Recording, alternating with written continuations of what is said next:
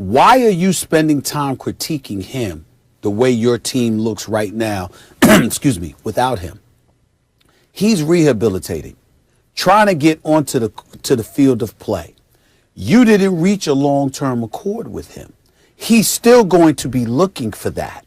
And here you are talking about what your concerns are in order for him to stay healthy and perform. It's another excuse to justify whatever you tried to deny him. Now, we could talk about the $100+ million you offered. We don't know definitively how much you offered him in guaranteed dollars. We heard about the years. We heard about, the guarantees, but we don't know.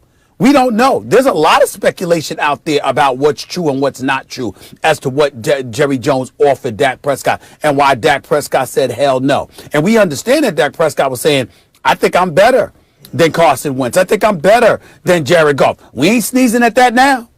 We're looking at that now. And we're also looking at leadership and how you galvanize the troops and how people rally around him and people want him and they speak about the value of Dak Prescott. And that is the antithesis of what's going on in Philadelphia, evidenced by Carson Wentz ultimately being benched. All I'm saying is that if you're Jerry Jones, who has seemed to have found every excuse under the sun to procrastinate in terms of getting this Dak Prescott long-term issue solved and handled and inked, this is the latest salvo in that regard. That's my point, and that is why I have a concern about it. I understand, but I don't even think it was really a critique. He started by saying, look at me. Jerry Jones said, look at me. I have handicapped Dak Prescott.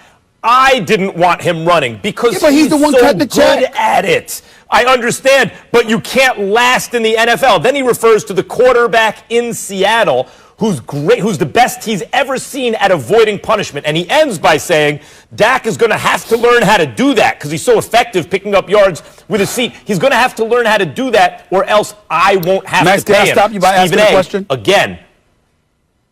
Yes. When Jerry Jones is at the negotiating table, do you think he's at the negotiating table saying, I did this to you. It's my fault. Here's the money? Does he use whatever question marks he has against you to minimize what he has to give you? Well, first of all, he's saying don't run. Dak got hurt on a running play. He tried to give Dak the Wentz-Goff deal. Dak turned it down because they believe the new structure of the salary in the NFL going forward would mean that an early opt-out would mean even more money for Dak, right? Probably a mistake by his agent in retrospect. So Dak turned down the $100 million plus contract he was offered and then got hurt on a running play. Jerry is pointing to that and saying, I didn't want him to run so much, but I get it. He's great at it. I don't think you can sustain that in the NFL unless you're as good at avoiding punishment as Russell Wilson is. So Dak's going to have to get to be like that, or I'm never going to have to pay him because he's going to stay hurt. I don't think what he's... Now, look, does Jerry want to negotiate against Dak? Naturally. He's trying to pay him as little as possible, and he foolishly was penny wise and pound foolish, keeping him at that $2 million level for too long instead of signing him up long term a couple of years ago when he could have saved a bunch of money and not have to give him the $100+ million. But the fact is, Stephen A., he offered him the contract. Dak turned it down. He got hurt on a running play. Period. That's what happened. That's what happened. I'm not making it up. Tony Romo was relatively injury prone. He wasn't a runner, but he scrambled some time. He had some issues health wise. We all know this. Jerry Jones just paid the man and loved him and treated him like an adopted son. You have been on the record, because you know I have. Dak Prescott's never been treated that way by Jerry Jones. Ever. It's an accident? It's a coincidence? I'm just making it up? Or do you see what the hell I see?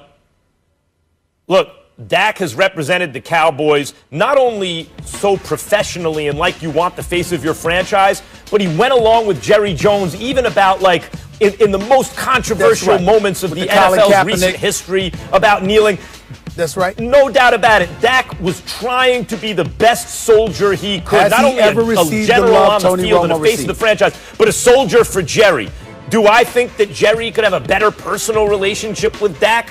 Maybe if you compare it to Tony Romo's an especially charismatic guy, as we can see on TV now, right? So, like, I'm not using Romo constantly to down Jerry about Dak. But if you think, do I think, would I love to have Dak as my quarterback if I was the owner of a team? Sure. 2 quick questions. Has Jerry Jones ever treated Dak Prescott like he treated Tony Romo? Yes or no? No. No. If he had that kind of relationship with Dak Prescott that he had with Tony Romo, would Dak Prescott have a long-term deal by now? Yes or no? Probably. Molly? No. He wouldn't have a long-term deal by now if he had the same relationship with Dak Prescott with Jerry Jones that Tony Romo did? Yeah, I didn't hear the whole question. But that's absolutely. That's He's what I'm not saying. treated the same at all whatsoever. That's what this comes down to. When you love somebody, you find excuses and allowances, and a level of latitude given to them far exceeds that of other people. I am saying Jerry Jones's relationship with Dak Prescott is not the same as it was with Tony Romo. If it was, we wouldn't be hearing this kind of stuff from Jerry Jones about Dak Prescott. That is what I am saying. Yeah. Sure, Dak may not wind up as a $17 million a year TV analyst either. Like, they're two different people. He ain't trying to be an analyst. He's trying to win playoff games.